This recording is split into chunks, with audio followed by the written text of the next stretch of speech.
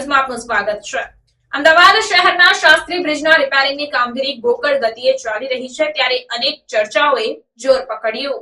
અમદાવાદ શહેરના શાસ્ત્રી બ્રિજની રિપેરિંગની કામગીરી ચાલી રહી છે, ત્યારે સપ્ટેમ્બર 2023થી આ બ્રિજની રિપેરિંગની કામગીરી શરૂ કરવામાં આવી હતી, પરંતુ ટ્રાફિકની અડચણ તેમજ કોન્ટ્રાક્ટરની કામગીરીમાં લાલિયાવાડીના કારણે અહીં છેલ્લા 1 વર્ષથી લોકો ખૂબ જ તકલીફ સહન કરી રહ્યા છે।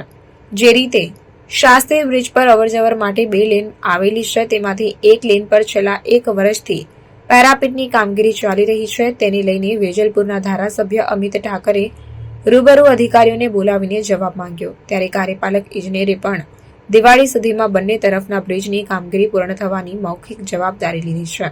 ઉલ્લેખનીય છે કે 6 કરોડના ખર્ચે શાસ્ત્રી બ્રિજની રિપેરિંગની કામગીરી શરૂ કરવામાં આવી હતી, પરંતુ કોન્ટ્રાક્ટરની લાપરવાહીના કારણે આ બ્રિજનું કામ ગોકળ ગતિએ ચાલી રહ્યું છે। કાર્યપાલક ઇજનેર દ્વારા પણ કામ ઝડપથી પૂર્ણ થાય તેમજ દિવાળી સુધીમાં બંને બ્રિજ ખુલ્લા મુકાય તેવી બાહેંધરી આપી છે, ત્યારે સવાલ ઉભો થાય છે કે કામગીરી ઝડપથી પતાવવા માટે ભાજપના ધારાસભ્યોએ પણ રજૂઆત કરવી પડે છે, અધિકારીઓને ખખડાવવા પડે છે, તો શું અધિકારીઓ ઝડપથી કામગીરી કરે તેમ છે?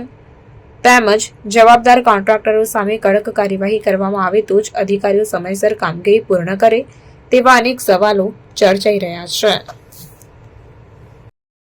બેઠકમાં પહેલેથી માંગણી કરીને એનએચના અધિકારીઓ બેઠકમાં હાજર રહે, વિશાલા બ્રિજના જે કંઈ પ્રોબ્લેમ છે એ પ્રોબ્લેમની એમને ગઈકાલે પૂછતાછ કરી, કયા કારણે આ બ્રિજનું કામ આટલું બધું લંબાય છે।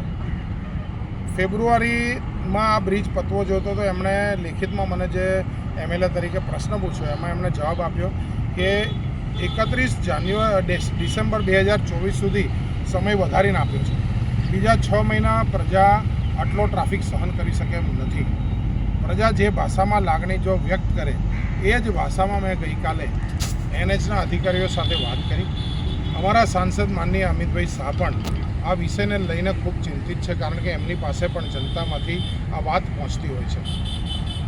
આ બ્રિજનું કામ ડિસેમ્બર સુધી તો નહીં ખેંચી શકાય, જે પણ જલ્દી થાય એટલે મને હમણાં એનએચના અધિકારીઓ, કોન્ટ્રાક્ટર, આ બધા લોકોએ સહમત થયા કે લગભગ 1 મહિનાની અંદર આ બ્રિજ ચાલુ થઈ જાય। આની ઉપર આ કાર્પેટિંગનું કામ પણ મેં હમણાં જ કલેક્ટર સાથે વાત કરી છે કે જે કાર્પેટિંગનું કામ બી પેરેલલ ચાલુ થાય અને આ બ્રિજ વહેલામાં વહેલો ખુલ્લો મુકાય।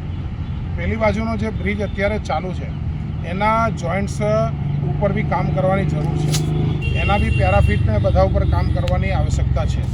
કાર્પેટિંગ બી એનું કરવું પડશે, કારણ કે બ્રિજ છેલ્લા 1 વર્ષથી એ જ ચાલે છે, એટલે કાર્પેટિંગ બી એનું તૂટ્યું છે। પણ એ કરતાં જો બીજા 6 મહિના જવાના હોય તો શહેરના લોકો માટે આ અઘરું થઈ જાય, એટલે અધિકારીઓ સાથે મારી વાત થઈ છે કે કોઈપણ સંજોગમાં આવતા 1-1.5-2 મહિનામાં, એટલે કે બંને બ્રિજ એ દિવાળી પહેલાં સારી રીતે ખુલ્લા મૂકી અને જનતાને ટ્રાફિકથી મુક્ત કરવા જોઈએ। तो आप प्रकार हमारी आज बात की है। खबरों के लिए चैनल को सब्सक्राइब कीजिए, खबरों का नोटिफिकेशन पाने के लिए बेल आइकॉन को जरूर दबाएं।